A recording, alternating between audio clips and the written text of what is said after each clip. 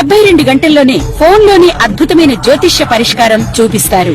నమ్మండి, నమ్మకపోండి, ఇది నిజం. శ్మశాన కాళి రుద్ర చౌడీదేవి ఆరాధకులు నంబర్ 1 వశీకరణ స్పెషలిస్ట్. గురూజీ మనిషి పుట్టుక నుండి చనిపోయే వరకు వచ్చే అన్ని క్లిష్టమైన సమస్యలకు పరిష్కారం ఇక్కడ లభిస్తుంది. విద్య, ఉద్యోగం, వ్యవహారం, స్త్రీ ప్రేమ, పెళ్లి, సంతానం, స్త్రీ పురుష వశీకరణం, భూవశం, భార్యాభర్తల కలహాలు, కోర్టు సమస్యలు, విడాకుల సమస్యలు, చేతబడి, అప్పుల బాధ, ఇంకా మీకు ఎలాంటి సమస్యలు ఉన్నా 72 గంటల్లోనే శాశ్వత ఎంతో మహానుభావుడవు నీవు, ఎంతో చక్కని దేముడవు. మొదలా శ్రీ గురుభ్యో నమః.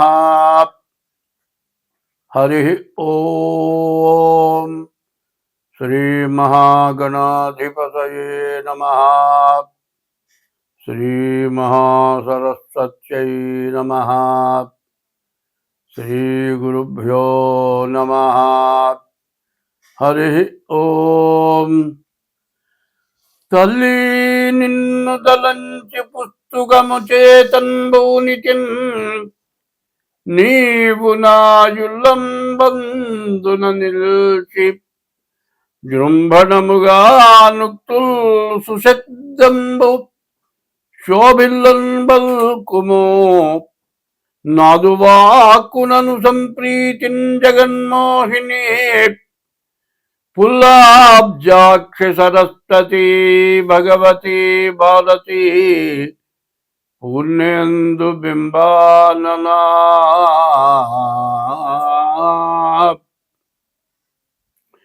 అరజన్ శంతను పుత్రుపై విదురుపై అక్రూరుపై గుబ్జపై నరుపై ద్రౌపదిపై కుచేలునిపై నందవ్రజశ్రేణిపై పరగంగల్గు భవత్కృపారసమునాపై కుంతలా నిమ్ము నీ చరణాబ్జంబులు నమ్మినాడ జగదీశా. కృష్ణ భక్త ప్రియా.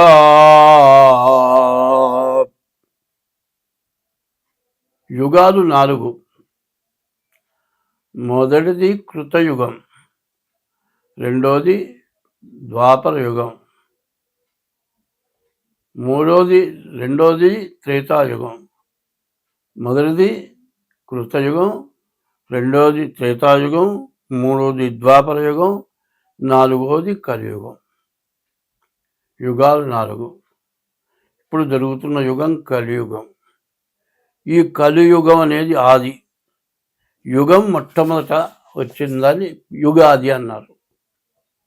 అంటే సంవత్సరాది అంటారు, సంవత్సరాది కాదు, యుగాది. యుగ ఆది అంటే యుగం ప్రారంభమైన రోజును యుగాది అన్నారు. ఈ యుగాది చాలా విశేషమైంది. ఈ సంవత్సరం, ఈ యుగాది పేరు ఏమిటంటే పరాభవ నామ సంవత్సరం. 19/3/2026 ఇది పరాభవ నామ సంవత్సరం. ఈ పరాభవ నామ సంవత్సరానికి అర్థం ఏంటంటే పరుల చేత భంగపడటం పరాభవం, ఇతరుల చేత వంచింపబడడం జరుగుతుందని. అయితే ఇటువంటిది మనకు జరగకుండా ఉండాలి. ఎవరికైనా ఒకళ్ళ చేత మాట పడటం అంటే చాలా కష్టం. అటువంటి పరిస్థితి రాకుండా మనం అందరం కూడా తలకాయ ఎత్తుకొని తిరగాలి. ఏ బాధ లేకుండా సంతోషంగా ఉండాలి. అట్లా ఉండాలి అంటే ఈ యుగాది సంవత్సరాది రోజున మనం పంచాంగ శ్రవణం అంటారు. పంచాంగం అంటే తిథి, వారం, నక్షత్రం, యోగం, కరణం, ఈ 5 కలిసి పంచాంగం. ఈ పంచాంగ శ్రవణం చేయాలి. ఈ పంచాంగ శ్రవణం ఎందుకు చేయాలి అనేది చెప్పుకుందాం. శ్రీకళ్యాణ గుణావహం రిపుహరం దుస్వప్న దోషాపహం గంగా స్నాన విశేష పుణ్యఫలదము గోదానతుల్యండ్రుణాం ఆయుర్వృద్ధిదముత్తమం శుభకరం సంతాన సంపత్ప్రదం నానాశాస్త్ర సుసాధనం సముచితం పంచాంగమాకర్ణ్యతాం. ఈ పంచాంగం ఎందుకు వినాలి? వింటే మనకు వచ్చేది ఏమిటి? శ్రీకళ్యాణ గుణావహం. మన ఇంట్లో ఎప్పుడు శుభం జరగాలి, అశుభం జరగకూడదు, మంచి జరగాలి. మనకు శత్రువు అనేవాళ్ళు ఉండకూడదు, మనకు శత్రుత్వమే ఉండకూడదు, మన మీద ఎవరికి శత్రుత్వం ఉండకూడదు, చెడు కళలు రాకూడదు. చెడు కళలు వస్తే మన ఇంట్లో ఎవరో చచ్చిపోయినట్టు కళ వచ్చింది అనుకోండి, కళ్ళని ఏడుస్తారు, తీరా లేస్తారు, కళ్ళు చూస్తారు. చూసినా కూడా ఆ మనిషి చచ్చిపోయినారు, ఎక్కడున్నాడు, ఏమైపోయింది, కటికని చూస్తారు. ఆ మనిషి కనపడేంత వరకు కడుపులో ఆవేదన. ఇది దుస్వప్నం. ఇటువంటి చెడు స్వప్నాలు రాకూడదు. మరి గంగా స్నాన విశేష పుణ్య ఫలదం. గంగా స్నానం చేయాలి. గంగా స్నానం చేస్తే విశేషమైన పుణ్యం వస్తుంది. ఈ గంగా ఎటువంటిది? హరిపాదోద్భవీం గంగాం అన్నారు. విష్ణుమూర్తి యొక్క పాదాల యందు నుంచి ఉద్భవించి భూలోకంలోకి గంగ వచ్చింది. ఈ గంగ అసలు ఎక్కడుంది? హిమాలయాల మీద పరమేశ్వరుడు ఉన్నాడు. పరమేశ్వరుడు శిరస్సున గంగ పెట్టుకున్నాడు. ఆ గంగ ఒక్క బొట్టు విష్ణుమూర్తి యొక్క పాదాల యందున పడ్డది. ఆ గంగ ప్రపంచం మొత్తం వచ్చేసింది. మరి హరిపాదోద్భవీం గంగాం అన్నారు. హరిపాదాల నుంచి ఉద్భవించిన గంగ సమస్త పాపాలని పోగొడుతుంది. ఈ గంగ, అటువంటి గంగా స్నానం చేసిన విశేషమైన పుణ్యం రావాలి మనకు. గోదాన పుణ్యం తుల్యం రుణాం. దూడతో కూడిన గోవుని దానం ఇచ్చినటువంటి సత్ఫలితం రావాలి.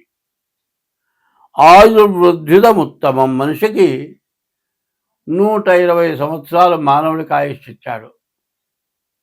మరి ఇప్పుడు ఒక ఆయన ఉత్తర దేశంలో 145 సంవత్సరాలు ఇప్పుడే బతుకున్నాడు. ఇంకా అటువంటి ఆయుష్ కలగాలి. ఆయుర్వృద్ధిదముత్తమం శుభకరం. అటువంటివి మంచి జరగాలి. సంతాన సంపత్ప్రదం. మంచి సంతానం కలగాలి. నానా శాస్త్ర సుసాధనం. అనేక శాస్త్రాలు ఉన్నాయి. ఒక్క శాస్త్రం చదవడమే చాలా కష్టం. అన్ని శాస్త్రాలు చదివినటువంటి ఫలితం మనకు కావాలి. ఇవి చదివితే మనకంత మంచి శక్తి, జ్ఞానం వస్తుంది. ఇవన్నీ చేసినటువంటి ఫలితం ఉగాది సంవత్సరాది పండుగ రోజున ఈ పంచాంగ శ్రవణం చేస్తే ఇవన్నీ వస్తాయి. ఎటువంటిది? శ్రీకళ్యాణ గుణావహం రిపుహరం దుస్వప్న దోషాపహం గంగా స్నాన విశేష పుణ్యఫలదం గోదాన తుల్యండ్రుణాం ఆయుర్వృద్ధిదముత్తమం శుభకరం సంతాన సంపత్ప్రదం నానాశాస్త్ర సుసాధనం సముచితం పంచాంగమాకర్ణ్యతాం. ఈ పంచాంగం వింటే అంత మంచి ఫలితం వస్తుంది. కాబట్టి సంవత్సరాది పండుగ రోజున ఉదయం పూట తెల్లవారుజామున లేచి తల స్నానం చేసి దేవుడి దగ్గర దీపారాధన చేసి మామిడి ఆకు తోరణం వాకిలికి కట్టి దేవుడికి పూజ చేసి దేవుడికి నివేదన పెడతాం. ఏం పెడతాం? వేపపూత ప్రసాదం అంటారు. ఇది ఏమంటారు? మామిడాకు. మామిడి కాయ, మామిడికాయ తురిమి, మామిడికాయ తురుము, తర్వాత వేపపూత, తర్వాత చింతపండు, తర్వాత బెల్లం. షడ్రుచులు అంటారు. పులుపు, ఉప్పు, తీపి, చేదు, వగరు. ఈ షడ్రుచులు కలిగినటువంటి ప్రసాదాన్ని మనం తీసుకుంటాం. ఇది దేనికి? మన ఆరోగ్యం బాగుపడుతుంది, మంచి జ్ఞానం కలుగుతుంది. తర్వాత ఇన్ని రకాలు నాలుక తగలగానే ఒళ్ళు గగురు పొడుస్తుంది. విపరీతమైన పిలుపు కానీ విపరీతమైన చేదు కానీ నోటికి తగిలితే మరి ఒళ్ళు గగురు పడుస్తుంది. అయితే కష్టం కానీ సుఖం కానీ బాధ కానీ దుఃఖం కానీ సర్వాన్ని మనం సమర్థించుకొని మనం ముందుకు వెళ్ళాలి. కాబట్టి ఈ వేపపూత ప్రసాదం తినాలి ఈ సంవత్సరాది పండుగ రోజున. ఇది పంచాంగ శ్రవణం. ఈ విధంగా పంచాంగ శ్రవణం చేస్తే మనకు అంతా శుభం కలుగుతుంది. ఎటువంటి గ్రహస్థితులు బాగుండకపోయినా మనకు మేలు జరుగుతుంది. కాబట్టి ఈ రోజున ఈ సంవత్సరాది ఎప్పుడు 19/3/2026 అంటే 2026 సంవత్సరం మార్చి నెల 19వ తారీఖు గురువారం పరాభవనామ సంవత్సరం ప్రారంభమైంది. ఈ పరాభవనామ సంవత్సరంలో మరి నవగ్రహాలు 9 గ్రహాలు కూడా రాజ్య పరిపాలన చేస్తాయి.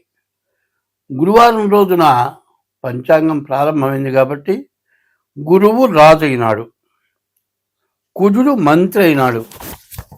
అట్లాగే సేనాధిపతి చంద్రుడు, సస్యాధిపతి శుక్రుడు, ధాన్యాధిపతి బుధుడు, అర్ఘ్యాధిపతి చంద్రుడు, మరి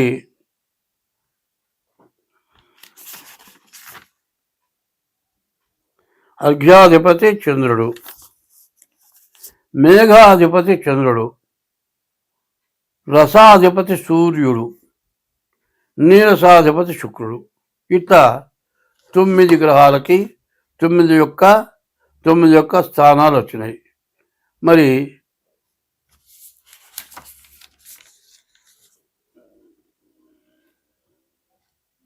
చంద్రుడికి మొత్తం 3 చోట్ల ఆధిపత్యాలు వచ్చినాయి. మరి సూర్యుడు మరి గురువు రాజు అవటం, గురువు బ్రాహ్మణ గ్రహం కాబట్టి అంతా మేలు జరగటానికి అవకాశం ఉంది. ఈ గురువు వల్ల మరి బియ్యం, మరి వెన్న, నెయ్యి, పంచదార ఇటువంటివన్నీ కూడా బాగా పంట పండుతాయి. మరి ధరలు బాగా పెరుగుతాయి. సస్యాధిపతి శుక్రుడు అవటం చేత ధాన్యాలు, మరి తెల్ల ధాన్యాలు, తెల్లటి భూములు బాగా పండుతాయి. ధాన్యాధిపతి బుధుడు అవటం చేత వర్షం మధ్యమ వర్షం, సమస్త జనం కూడా గాలి మబ్బుల వల్ల ఎక్కువ భయం కలుగుతుంది. అర్ఘ్యాధిపతి చంద్రుడు, అన్ని రకాల సస్యాలు ఫలిస్తాయి. తేనె, రసములు, ఉప్పు, మణులు, శంఖములు, చేపలు, గోధుమలు, ఆహార ధాన్యాలు, వస్త్రాలు, జొన్నలు, సజ్జలు, పంచదార, బెల్లం, పెట్రోలు, ఇతర నూనెలు, వెన్న, నెయ్యి, పాలు, పెరుగు, తమలపాకులు, వెండి, బంగారం బాగా దొరుకుతుంది. మేఘాధిపతి కూడా చంద్రుడు.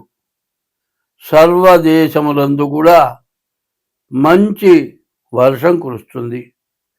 ధాన్యాలన్నీ కూడా బాగా ఫలిస్తాయి. గోవులు బాగా పాలిస్తాయి.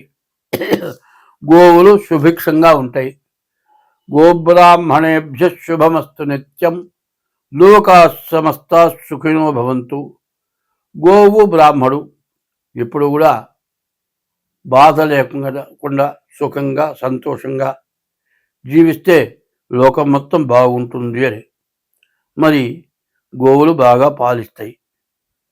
మరి సూర్యుడు రసాధిపతి. నెయ్యి, నూనె, బెల్లము, తేనె, వేరుశనగ, కొబ్బరి నూనె, ఆముదం, అవిసె నూనె, నువ్వుల నూనె, చింతపండు, నిమ్మ, నారింజ, మామిడి ఇటువంటివన్నీ కూడా బాగా ఫలిస్తాయి. నీరసాధిపతి శుక్రుడు. కర్పూరం, అగరు, చందనం, బంగారం, వెండి, ముత్యాలు, వస్త్రాలు బాగా దొరుకుతాయి. కొంచెం ధరలు మాత్రం పెచ్చుగా ఉంటాయి. ఇది నవనాయకుల యొక్క ఫలితం. అయితే ఇంకో విషయం మనం పూర్తిగా తెలుసుకోవాలి. 27 నక్షత్రాలు ఉన్నాయి. ఈ 27 నక్షత్రాలని కూడా 3 భాగాలు చేస్తున్నాం. అంటే 3 భాగాలు, ఒక్కొక్క నక్షత్రాన్ని 3 భాగాలు. అంటే సంవత్సరానికి 3 భాగాలంటే 4 నెలలు ఒక భాగం. 4 3 12 నెలలు.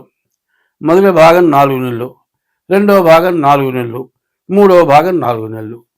అట్లాగే అశ్విని దగ్గర నుంచి రేవతి వరకు 27 నక్షత్రాలకి కందాయాలు అంటారు. ఈ 3 కందాయాలు, మొదటి కందాయం 4 నెలలు, రెండో కందాయం 4 నెలలు, మూడో కందాయం 4 నెలలు, 12 నెలలు కూడా ఎట్టా ఉంది చూద్దాం. అశ్విని నక్షత్రం విషమే శ్రద్ధలాభస్యాత్. బేసి సంఖ్య వస్తే అర్ధలాభం. సమయతు సమతా భవేత్. సరి సంఖ్య వస్తే వచ్చే ఆదాయం ఖర్చు సమానం. విషమే శ్రద్ధలాభస్యాత్ సమయతు సమతా భవేత్. తర్వాత ఇప్పుడు అశ్విని నక్షత్రం 4 2 4 మొత్తం సమానమైన సంఖ్య వచ్చింది కాబట్టి వచ్చే ఆదాయం ఖర్చు సమానం. అట్లాగే భరణి నక్షత్రం మొదటి కందాయం 7, రెండో కందాయం 0, మూడో కందాయం 2. మరి 7 2 9 వచ్చింది. వచ్చే ఆదాయంలో సగం లాభం. కానీ మధ్య కందాయం 0 వచ్చింది. 0 వస్తే ఏమిటి? మధ్య శూన్యే మనోవ్యధ. మధ్య కందాయంలో 0 వస్తే మనోవ్యాకులత. మూడవది కృత్తికా నక్షత్రం 3 వచ్చింది. బేస్ సంఖ్య, ఆదాయంలో సగం లాభం. చివరి కందాయం 0 వచ్చింది. అంత్యశూన్యే ఫలం స్వల్పం. చివరి కందాయం 0 వస్తే వచ్చే ఫలితం తక్కువ. రోహిణి నక్షత్రం చూద్దాం. రోహిణి నక్షత్రానికి వచ్చేప్పటికల్లా 5 2 3 మొత్తం 10. సమయతు సమతా భవేత్. వచ్చేది ఖర్చు సమానం. తర్వాత ఆర్ద్ర నక్షత్రం 3 1 4 4 8. మరి సమసంఖ్య వచ్చింది. ఈ సమసంఖ్య వచ్చే ఆదాయం ఖర్చు సమానం. పునర్వసు నక్షత్రం ఇది కూడా 10 6 2 2 10 వచ్చింది. 6 4 10. ఈ 10 కూడా సమయతు సమతా భవేత్. వచ్చే ఆదాయం ఖర్చు సమానం. పుష్యమి 1 2 2. ఇది 5 వచ్చింది. ఇది బేస సంఖ్య. మరి విషమే శ్రద్ధలాభశ్చాత్. మరి బేస సంఖ్య వచ్చే ఆదాయంలో సగం మిగులుతుంది. ఆశ్లేష నక్షత్రం ఉంది. మొదటిది 4 2 1 3 3 మొత్తం 8. వచ్చే ఆదాయం ఖర్చు సమానం. మఖ నక్షత్రం ఉంది. మొదటి కందాయం 7, రెండో కందాయం 2, మూడో కందాయం 1. ఇది కూడా 10 వచ్చింది. సమయతు సమతా భవేత్. వచ్చే ఆదాయం ఖర్చు సమానం. పుబ్బా నక్షత్రం ఉంది. మొదటి కందాయం 2, రెండో కందాయం 0, మూడో కందాయం 4. మొత్తం 6 సమసంఖ్య వచ్చింది కాబట్టి వచ్చే ఆదాయం ఖర్చు సమానం. మధ్య శూన్య మనోవ్యధ. మధ్య కందాయం 0 వచ్చింది కాబట్టి మనోవ్యాకులత ఎక్కువగా ఉంటుంది. తర్వాత ఉత్తరా నక్షత్రం 5 1 2 5 3 8. వచ్చే ఆదాయం ఖర్చు సమానం. హస్త నక్షత్రం వచ్చేప్పటికల్లా మరి మొదటి కందాయం 0, మూడో కందాయం 0, మధ్యలో 2. వచ్చే ఆదాయం ఖర్చు సమానం. మరి మొదటి కందాయం ఆదిశూన్యే మానవ వ్యాధి. మరి ఆ మొదటి కందాయం 0 మనోవ్యాధి. అంత్యశూన్యే ఫలం స్వల్పం. మరి చివరి కందాయం 0. మరి వచ్చే ఫలితం స్వల్పం. మొదటి కందాయం 0 ఉంటే వ్యాధి. చిత్తా నక్షత్రం వచ్చింది. చిత్తా నక్షత్రానికి వచ్చేప్పటికల్లా 3 3 6 వచ్చింది. మధ్య కందాయం 0. మధ్య శూన్య మనోవ్యాకులత ఎక్కువగా ఉంటుంది. వచ్చే ఆదాయం ఖర్చు సమానం. స్వాతి నక్షత్రం వచ్చింది. 6 1 1 మొత్తం 8 వచ్చింది. ఇది వచ్చే ఆదాయం ఖర్చు సమానం. విశాఖ నక్షత్రం వచ్చింది. మరి 1 2 4 4 3 7 వచ్చింది కాబట్టి వచ్చే ఆదాయంలో సగం ఆదాయం మిగులుతుంది. అనురాధ నక్షత్రం 4 2 6 వచ్చింది. వచ్చే ఆదాయం సమానం, వచ్చే ఆదాయం ఖర్చు సమానం. మధ్య శూన్యం వచ్చింది, మధ్య కందాయం 0 వచ్చింది కాబట్టి మనోవ్యాకులత ఎక్కువగా ఉంటుంది. జ్యేష్ఠ నక్షత్రం వచ్చేప్పటికల్లా 8 వచ్చింది కాబట్టి వచ్చే ఆదాయం ఖర్చు సమానం. చివరి కందాయం వచ్చేప్పటికల్లా 0 వచ్చింది కాబట్టి అంత్యశూన్యే ఫలం స్వల్పం. నువ్వు చేసే కష్టానికి ఫలితం చాలా తక్కువగా వస్తుంది. మూలా నక్షత్రం సమసంఖ్య వచ్చింది, వచ్చే ఆదాయం ఖర్చు సమానం. పూర్వాషాఢ నక్షత్రం కూడా 6 వచ్చింది, వచ్చే ఆదాయం ఖర్చు సమానం. మధ్యగంధాయం 0 వచ్చింది కాబట్టి మనోవ్యాకులత ఎక్కువగా ఉంటుంది. ఉత్తరాషాఢ నక్షత్రం వచ్చేప్పటికల్లా మొదటి కందాయం 0, మరి ఆది శూన్యే మనోవ్యాధి. మొదటి కందాయంలో 0 వస్తే వ్యాధి. బేసి సంఖ్య వచ్చింది కాబట్టి వచ్చే ఆదాయంలో సగం ఖర్చు సగం మిగులుతుంది. శ్రవణ నక్షత్రం వచ్చేప్పటికల్లా బేసి సంఖ్య వచ్చింది కాబట్టి వచ్చే ఆదాయంలో సగం మిగులుతుంది. ధనిష్ట నక్షత్రం సమసంఖ్య 6 వచ్చింది కాబట్టి వచ్చే ఆదాయం ఖర్చు సమానం. అయితే రెండో కందాయం మూడో కందాయం 0 వచ్చినాయి. మధ్యశూన్యే మధ్యకందాయం 0 వస్తే మనోవ్యాకులత.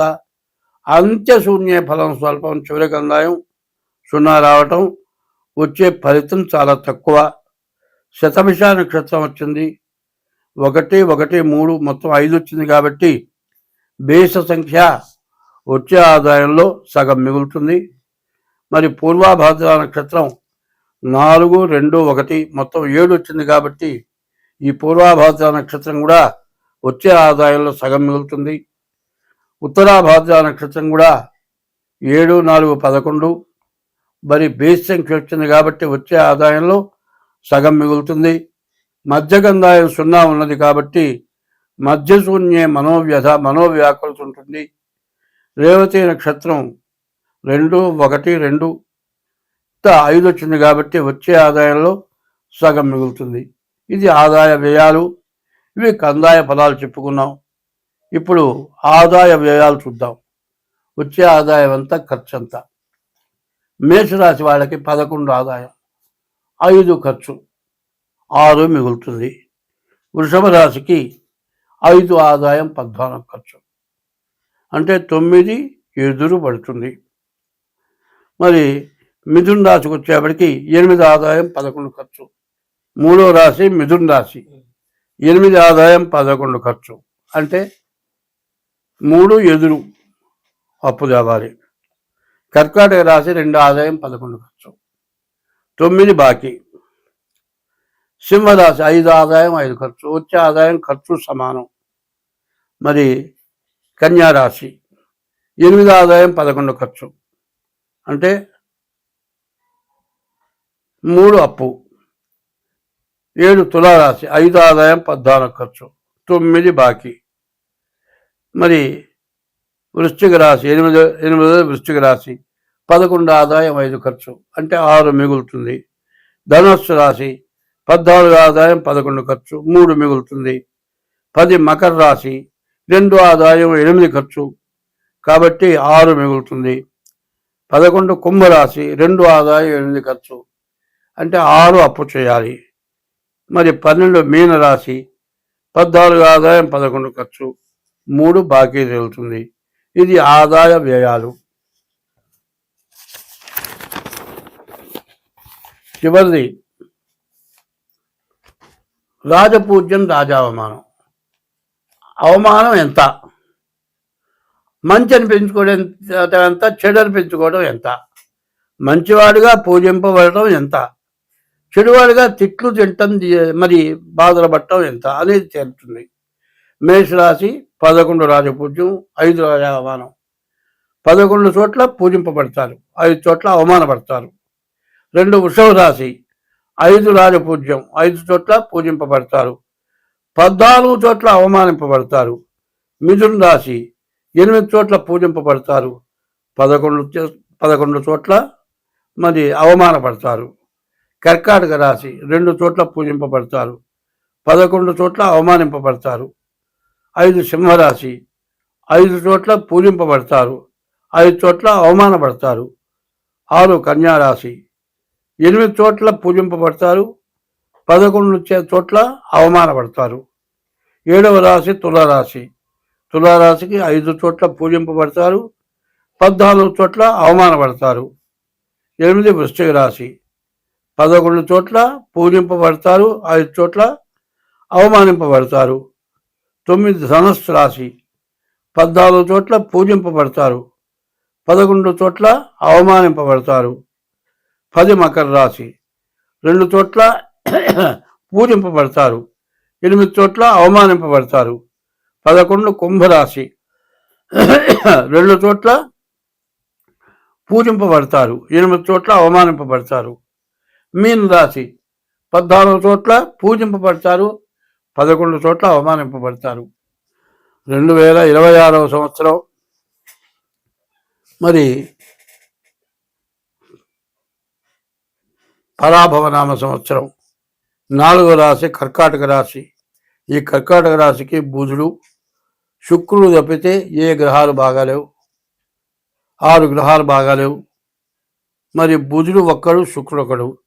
బుధుడు వల్ల వ్యాపారం, శుక్రుడు వల్ల వివాహాది శుభకార్యాలు, ఇల్లు కట్టుకోవడానికి, ఇంటికి సంబంధించిన మెటీరియల్ అమ్మేవాళ్ళకి, ఇల్లు కట్టేవాళ్ళకి, స్థలాలు అమ్మేవాళ్ళకి వీళ్ళకి బాగుంది. మిగతా ఏ రకంగా కూడా బాగాలేదు. వీళ్ళు ఎంత జాగ్రత్త పడితే అంత మంచిది. డేట్ ఆఫ్ బర్త్ ద్వారా తప్పనిసరిగా జాతకం చూపించుకోవాలి. రాహుకేతువుల మధ్యలో గ్రహాలు పడ్డాయి. కాల సర్పయోగం ఉంది. వీళ్ళ పరిస్థితి పూర్తిగా ఇబ్బందికరంగా ఉంది. స్వస్తి.